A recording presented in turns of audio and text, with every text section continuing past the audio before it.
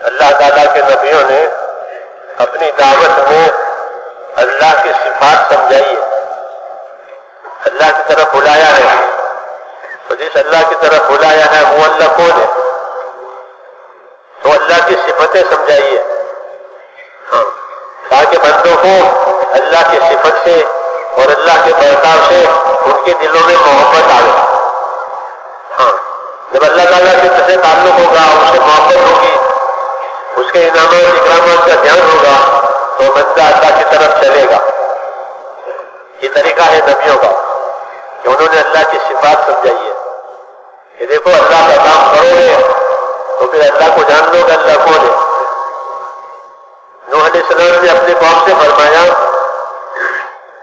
جب قوم پر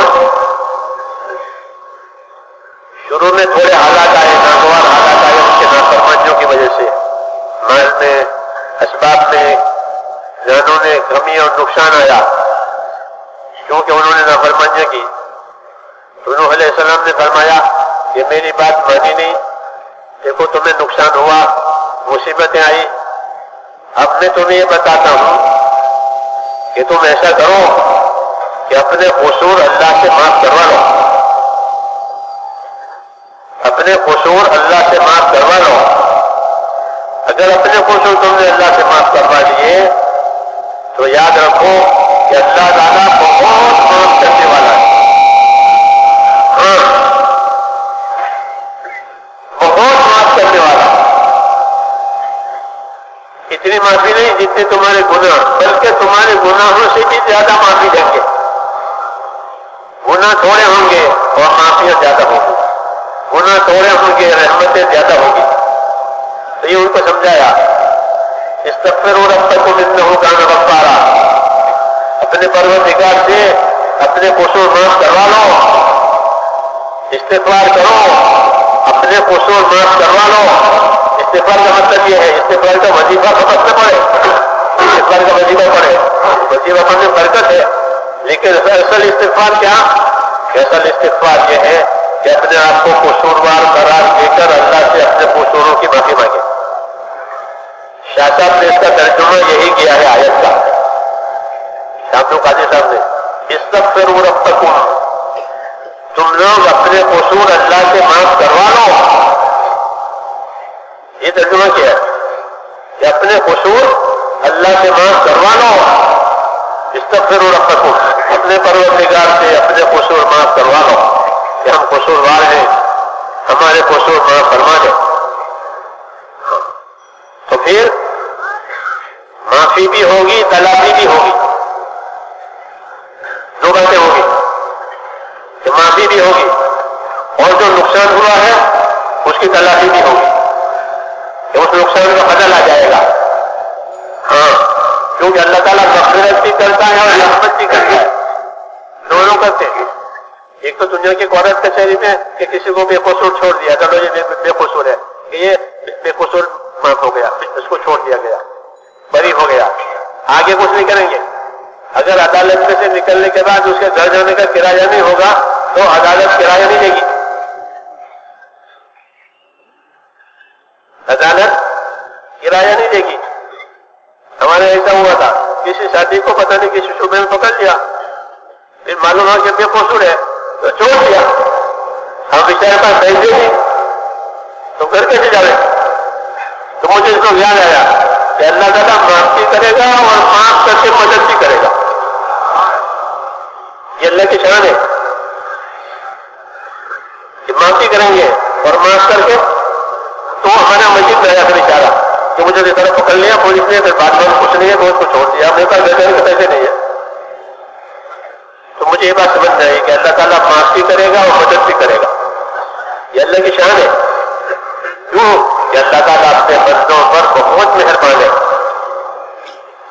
یہ سمجھایا ہے نبی نے کہ اللہ اپنے بندوں پر بہت مہربان ہے، لیکن یہ بیچارہ اللہ کی شان بھول جاتا ہے.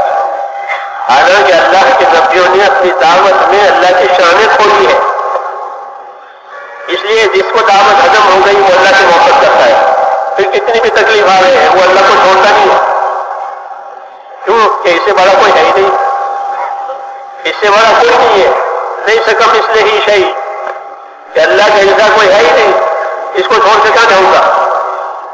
तो ये नूह अलैहिस्सलाम ने समझाया था कि अपने कसूर अल्लाह से माफ करवा लो तो कसूर माफ हो जाएंगे। हाँ, कसूर माफ हो जाएंगे। क्यों? कि अल्लाह बहुत माफ करने वाला है।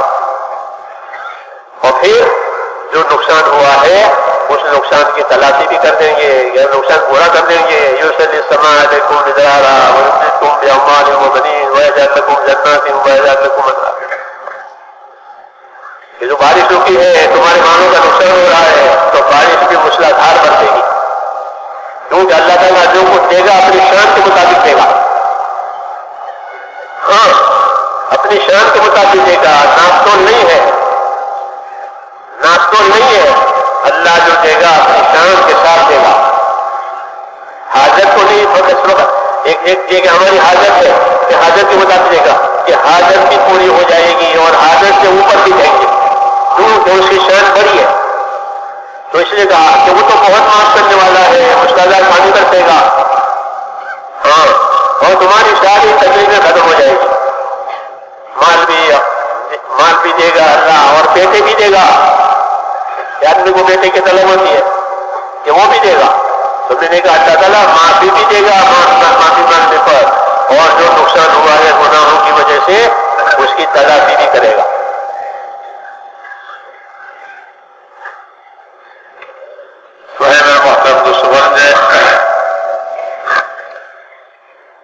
যত নবী পয়গম্বর দুনিয়াতে আসেন তারা মানুষকে আল্লাহ তাআলার গুণাবলী তাদেরকে বুঝাইছেন যে আল্লাহ কত বড় গুণের মালিক, কত গুণ যে আল্লাহ তাআলার ভিতরে। আল্লাহ তাআলার গুণাবলী মানুষকে বুঝাইছেন। কারণ মানুষ যখন আল্লাহ তাআলার গুণাবলীকে জানবে তো আল্লাহ তাআলার দিকে তার দিল অগ্রসর হবে, সে অগ্রসর হবে আল্লাহর দিকে। সেই জন্য নবীরা মানুষকে যে দাওয়াত দিয়েছেন, তো এই দাওয়াতের মধ্যে তার উম্মতকে দাওয়াত দেওয়ার মধ্যে আল্লাহ তাআলার গুণাবলী এগুলি মানুষের সামনে খুলছেন যে আল্লাহ কিরকম গুণের অধিকার। নূহ আলাইহিস সালাম তার কওমকে দাওয়াত দিতেছেন, তো আল্লাহ তাআলার গুণাবলী তাদের সামনে খুলতেছেন। তারা শুরুতে যখন নূহ আলাইহিস সালামের দাওয়াতকে কবুল করতেছিল না, অবাধ্যতা করতেছিল, অমান্য করতেছিল, তো তাদের উপরে বিভিন্ন রকমের পেরেশানি হালাত তাদের উপরে আসতেছিল, তাদের জানমালের অনেক ক্ষয়ক্ষতি হইতেছিল। তো ওই সময় নূহ আলাইহিস সালাম তাদেরকে যে কথা বুঝাইছেন সেটা হলো যে তোমরা যে আমার দাওয়াতকে কবুল করতেছো না, আমার কথাকে তোমরা গ্রহণ করতেছো না, আর গ্রহণ না করে তোমরা অন্যায় করেই চলছো, অবাধ্যতা করেই চলছো, অপরাধ করেই চলছো, তোমরা তোমাদের অপরাধ আর তোমাদের অন্যায়কে আল্লাহর কাছে মাফ করায় নাও। আল্লাহ তাআলা বড় মাফ করনেওয়ালা, অত্যন্ত অত্যধিক মাফ করনেওয়ালা। তো এই কথা কওমকে বুঝাইতেছেন যে ইস্তাগফিরু রাব্বাকুম ইন্নাহু কানা গাফফারা, তোমরা তোমাদের রবের কাছে নিজের অপরাধ মাফ করায় নাও, তিনি বড় মাফ করনেওয়ালা।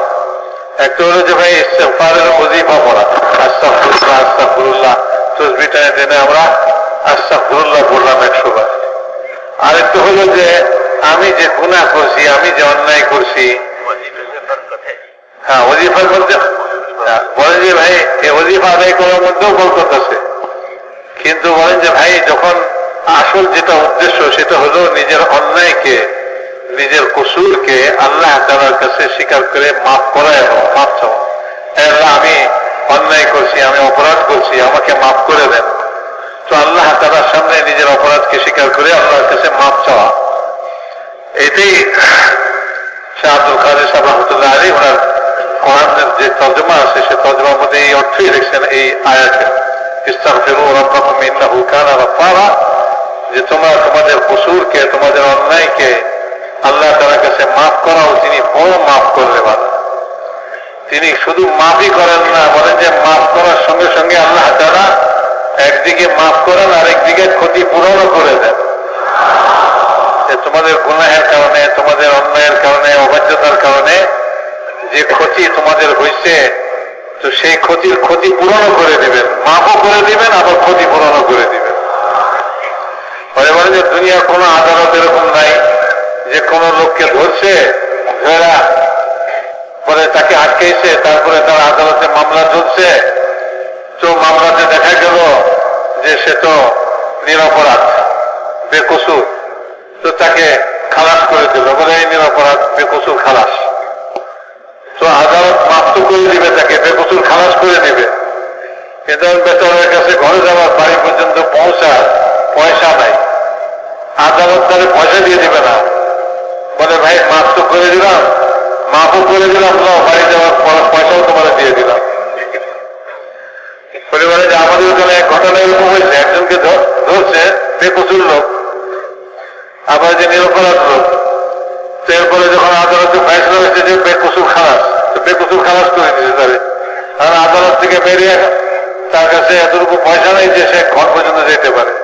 এবারে যে আমাদের মসজিদে সে আসতে এসে বলছে ভাই আমারও তো মাফ তো করে দিয়েছে ঠিকই, কিন্তু আমার তো ঘরে যাওয়ার পয়সা নেই। তা আদালত তারা পয়সা দিয়ে দিবে না। তো মেরে মহতারাম দোষা বুঝবো, আল্লাহ তাআলার শান অনেক উঁচা, অনেক বড় শান। বলে যে উনি যা করেন ওনার শান মোতাবেক উনি করেন। মানুষের যখন সে তার অন্যায়কে স্বীকার করে আল্লাহ তাআলার কাছে মাফি চায়, তো আল্লাহ তাআলা তো মাফ করেনি, আবার তাকে যেটা দেন সেটাও বলে তার প্রয়োজন মতো তাকে দেন না, বলে তার চেয়ে বেশি দিয়ে দেন আল্লাহ তাআলা। আল্লাহ তাআলার শান অনেক উঁচা, অনেক বড়, তো কাজেই তাকে তার প্রয়োজন মতো দেয় না, বলে যে আল্লাহ তাআলা নিজের শান মোতাবেক দেন। এই জন্যই নূহ আলাইহিস সালাতু ওয়াস সালাম তার কওমকে কথাই বুঝিয়েছিলেন, ইউরসিলিস সামা আলাইকুম মিদরারা ওয়া ইউমদিরকুম বিআমওয়ালিন ওয়া বানিন ওয়া ইয়াজআল লাকুম জান্নাতিন ওয়া ইয়াজআল লাকুম আনহারা। বলে দেখো তোমরা যদি তোমাদের অন্যায়কে স্বীকার করে আল্লাহ তাআলার কাছে মাফি চাও, তো আল্লাহ তাআলা তো বড় মাফ করনেওয়ালা, মাফ চাওয়ার সঙ্গে সঙ্গে আল্লাহ তাআলা মাফ করে দিবেন। আর তোমাদের এই পর্যন্ত যা ক্ষতি হয়েছে সেই ক্ষতি পূরণও আল্লাহ তাআলা করে দিবেন। তোমাদেরকে মুষলধারে বৃষ্টি দিবেন, যে অনাবৃষ্টির কারণে তোমাদের দুর্ভিক্ষ দেখা দিচ্ছে, তো তোমরা এতদিন যা কষ্ট করছো, তোমাদের যা ক্ষতি হয়েছে, এই ক্ষতি তো আল্লাহ তাআলা তার শান মোতাবেক আল্লাহ তাআলা পূরণ করে দিবেন। মুষলধারে বৃষ্টি দিবেন আল্লাহ তাআলা, এবং আল্লাহ তাআলা তোমাদেরকে মাল দিবেন, আল্লাহ তাআলা তোমাদেরকে আওলাদ সন্তানাদি দিবেন আল্লাহ তাআলা। তো আল্লাহ তাআলা তার শান মোতাবেক দিবেন যখন তোমরা তোমাদের অন্যায়কে, কসুরকে আল্লাহর কাছ থেকে মাফ করায় নেবে। তো ভাই মেরে মহতারাম দোষা বুঝবো, যে নবীরা উম্মতের সামনে আল্লাহ তাআলার সিফাত এবং আল্লাহ তাআলার গুণাবলী এগুলিকে উম্মতের সামনে, মানুষের সামনে খুলতেন, যাতে মানুষ আল্লাহ তাআলার সঙ্গে মহব্বত পয়দা হয়ে যায়। যখন আল্লাহর সঙ্গে মহব্বত হয়ে যায়, তখন সে আল্লাহ তাআলার কাজের জন্য অগ্রসর হয়, আল্লাহর দিকে অগ্রসর হয়। তো এই মহব্বত পয়দা হয় যে আল্লাহ তাআলা কি কি গুণের অধিকারী এবং কিরকম আল্লাহ তাআলা গুণের মালিক। যদি মানুষ জানে, মানুষ জানতে পারে, বুঝতে পারে, তো মানুষ আল্লাহর দিকে অগ্রসর হবে, আল্লাহর দিকে আগে বাড়বে সে। এই জন্য মেরে মহতারাম দোষটা বুঝবো, নবীদের তরিকা হলো দাওয়াতের দ্বারা আল্লাহ তাআলার গুণাবলী মানুষের সামনে করে, যাতে মানুষ আল্লাহ তাআলাকে চিনে এবং আল্লাহ তাআলার হুকুম মানার জন্য তৈরি হয়ে যায়, আল্লাহর দিকে অগ্রসর করে।